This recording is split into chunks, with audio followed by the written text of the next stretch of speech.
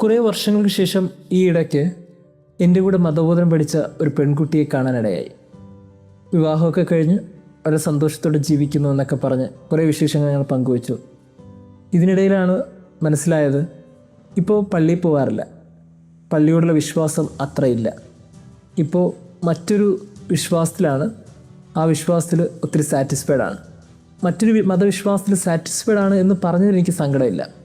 പക്ഷേ ഒത്തിരി ക്രിട്ടിസൈസ് ചെയ്ത് കത്തോലിക്ക സഭയാണ്, സഭയുടെ രീതികളെയാണ്.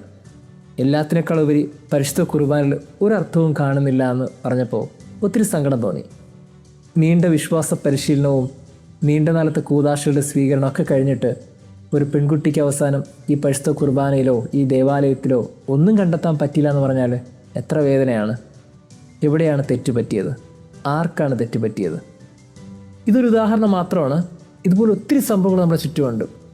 ഒത്തിരി താലോലിച്ച് നമ്മൾ വളർത്തിയ വിശ്വാസങ്ങളൊക്കെ ഇന്ന് മുളപൊട്ടി ഫലം പുറപ്പെടുവിക്കുന്നില്ല എന്നുള്ളൊരു സത്യം കൂടി നമ്മൾ തിരിച്ചറിയണം. അങ്ങനെയാണെങ്കിൽ എവിടെയാണ് തെറ്റുപറ്റിയത് എന്ന് ബോധ്യപ്പെടുത്താൻ വേണ്ടിയിട്ടാണ് ഇന്നത്തെ സുവിശേഷം.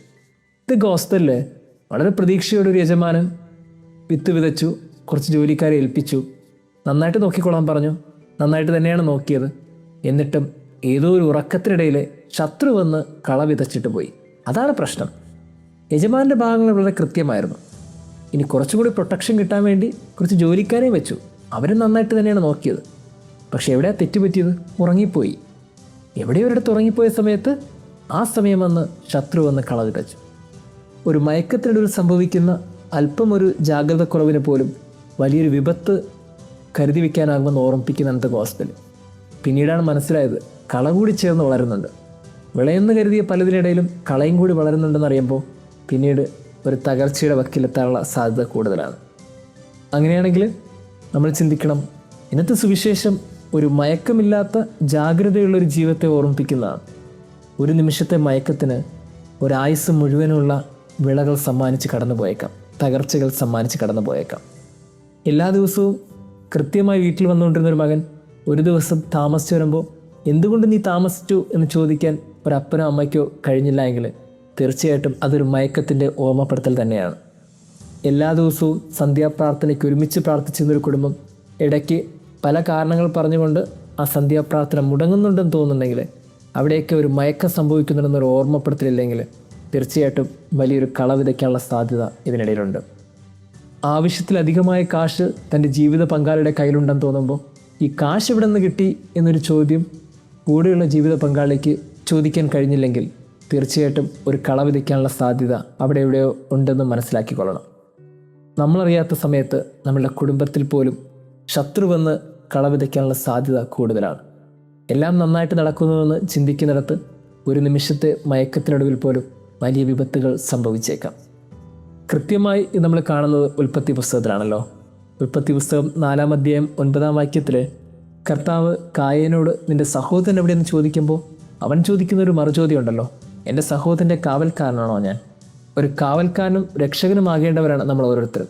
ഒരു വീടിനകത്ത് കൂടെയുള്ളവർക്കുള്ള കാവൽക്കാരും രക്ഷകരുമാകേണ്ടവരാണ് നമ്മളെല്ലാവരും. നമ്മൾ മറന്നു പോകരുത്. അതാണ് എസെക്കിയേൽ പ്രവാചകനോട് പറഞ്ഞത്, അല്ലയോ പ്രവാചക, നിൻ്റെ ഗോത്രത്തിൻ്റെ കാവൽക്കാരനാണ് നീ. ആരെങ്കിലുമൊക്കെ തെറ്റ് ചെയ്യുകയും അവൻ ആ തെറ്റിൽ തന്നെ മരിക്കുകയും ചെയ്താൽ ഞാൻ നിന്നോട് കണക്ക് ചോദിക്കും. കാരണം അവൻ്റെ കാവൽക്കാരനാണ് നീ. ദൈവത്തിൻ്റെ ഓർമ്മപ്പെടുത്തലാണിത്.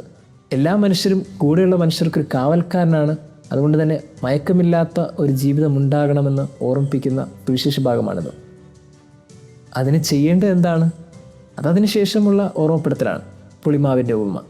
ജീവിതത്തിൽ പ്രാണനോളം സ്നേഹിക്കുന്ന ചില മനുഷ്യർക്ക് വേണ്ടി ഇത്തിരി പോകുന്ന പ്രാർത്ഥനയും ഇത്തിരി പോകുന്ന സ്നേഹവും നൽകിക്കഴിഞ്ഞാൽ മാത്രം മതി, അത് വലിയ അത്ഭുതങ്ങൾ സംഭവിക്കാൻ സാധ്യതയുണ്ടാകും. നിങ്ങൾ അവർക്ക് രക്ഷകരായി മാറും. ചെറിയ ചെറിയ സ്നേഹത്തിനും ചെറിയ ചെറിയ പ്രാർത്ഥനയ്ക്കുമൊക്കെ വലിയ രക്ഷയ്ക്ക് സാധ്യതയുണ്ടെന്ന് ഓർമ്മിപ്പിക്കുന്ന ചില കുടുംബങ്ങൾ ഇന്ന് നമുക്കിടയിലില്ലേ? നമ്മുടെയൊക്കെ കുടുംബങ്ങളിൽ ഇപ്പോഴും അതിരാവിലെ 3 മണിക്ക് എല്ലാവരും ഉറങ്ങുമ്പോഴും ഉണർന്നിരുന്ന് തിരുഹൃദയത്തിന് മുമ്പിൽ പ്രാർത്ഥിക്കുന്ന ഒരമ്മയുണ്ട് എന്നുള്ളത് തന്നെയാണ് കുടുംബത്തിൻ്റെ എന്നുമുള്ള വിളക്ക്. എന്നാണോ ആ അമ്മയുടെ പ്രാർത്ഥന കെട്ടുപോകുന്നത്, അതോടുകൂടി കുടുംബം അങ്ങ് അണഞ്ഞു പോയെന്ന് കരുതിക്കൊള്ളണം. ഒരപ്പൻ കുടുംബത്തിന് വേണ്ടി അധ്വാനിച്ച് തന്നെ നഷ്ടപ്പെടുത്തിക്കൊണ്ട് കുടുംബത്തിനെ വളർത്തിക്കൊണ്ടിരുമ്പോൾ ആ അധ്വാനത്തിൽ തന്നെയുണ്ട് ഒരു പുളിമാവിൻ്റെ സ്നേഹം. നൽകപ്പെട്ട പ്രാർത്ഥനയ്ക്കും സ്നേഹത്തിനും വലിയ അത്ഭുതങ്ങൾ ചെയ്യാനാകുമെന്ന തെളിവാണ് പല മക്കളും ഇന്ന് ഏറ്റവും നല്ല നിലയിൽ ഉയർന്നു വന്നത്. അങ്ങനെയാണെങ്കിൽ നമ്മൾ ഓർക്കണം, ഉണർന്നിരുന്നുള്ള ചിലരുടെയൊക്കെ പ്രാർത്ഥനയും സ്നേഹവും തന്നെയാണ് പലയിടത്തും പുളിമാവ് പോലെ അത്ഭുതമായി തീരുന്നത്. ഇന്ന് ഈ ഭൂമിക്ക് ആവശ്യം ജാഗ്രതയുള്ള, ഉറക്കമില്ലാത്ത ജീവിതമാണ്.